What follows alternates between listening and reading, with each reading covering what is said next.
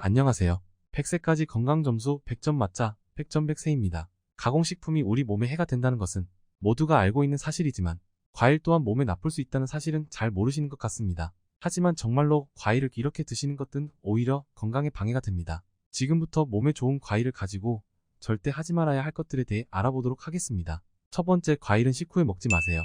가족들이 함께 모여 식사를 마치고 나면 어머니가 예쁘게 깎은 과일을 디저트로 내오십니다. 이건 우리에겐 너무나 익숙한 풍경이죠.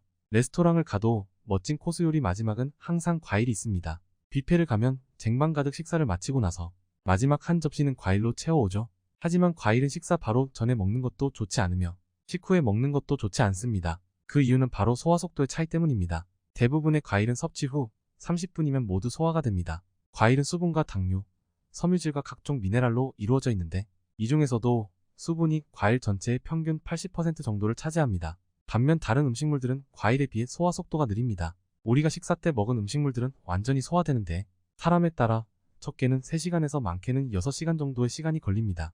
따라서 식전에 과일을 먹게 되면 과일이 거의 소화가 끝나가는 시점에 다른 음식물들이 위장으로 들어오게 되고 소화가 완료되었음에도 과일은 위장을 벗어나지 못하고 다른 음식물들과 함께 길이는 6시간 동안 위장 내에 머물러 있게 되는데 그 과정에서 과일이 발효가 되면서 속이 불편해지고 가스가 발생하게 되는 것입니다.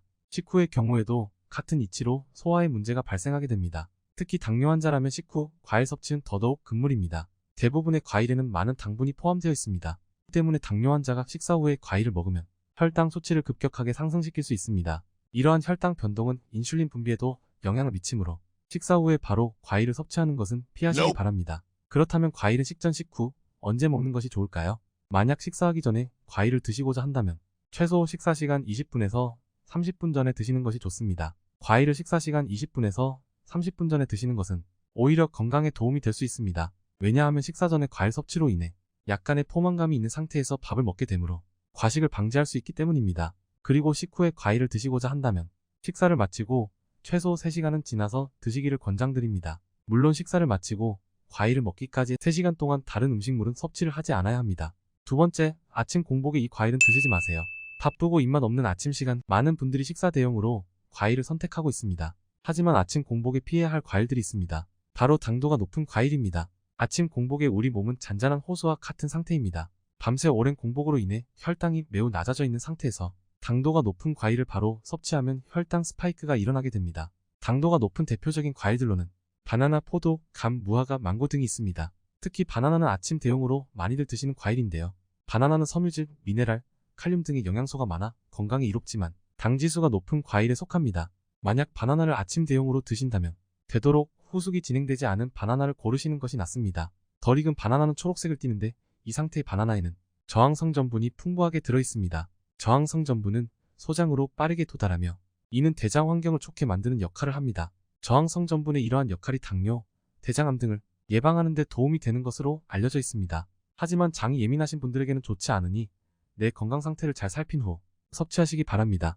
반면 후숙이 많이 진행된 바나나는 당지수가 굉장히 높습니다. 후숙의 상징인 까만 반점까지 생긴 바나나라면 아주 부드럽고 달콤해서 먹기에는 좋지만 아침 공복에는 부적합한 과일이라는 점을 잊지 마시기 바랍니다. 게다가 요즘은 과일에 인위적으로 단맛을 첨가하여 판매하기도 합니다. 대표적으로 토마토, 사과, 딸기처럼 원래는 당도가 낮은 편에 속하는 과일이지만 재배 방식과 품종에 따라 당도가 높아지기도 하니 잘 선별하시는 것이 좋겠습니다. 세 번째, 과일을 갈아서 드시지 마세요.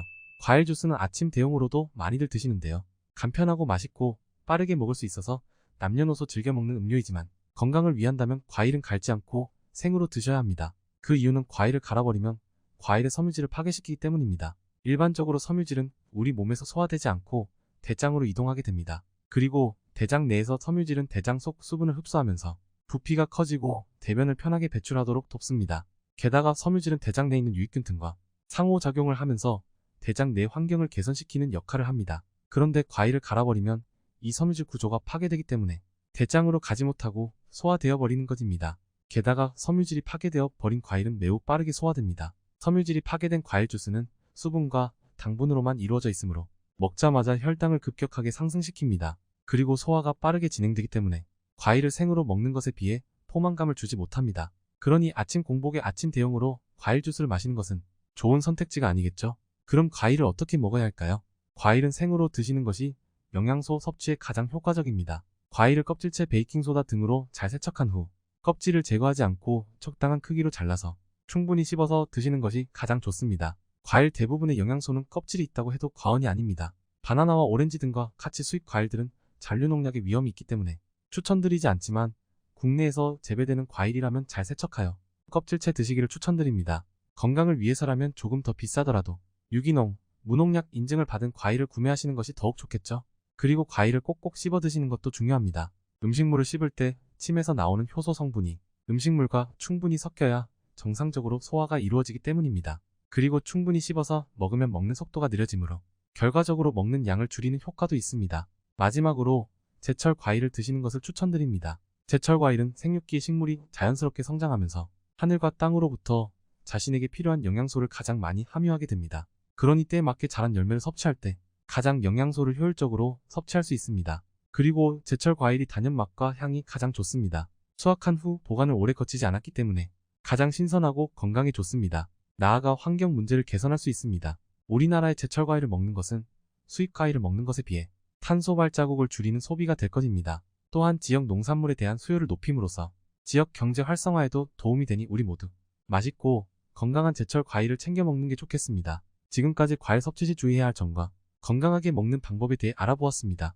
여러분 모두 어제보다 건강한 오늘을 만드는 하루가 되시기를 진심으로 바랍니다. 시청해주셔서 감사합니다.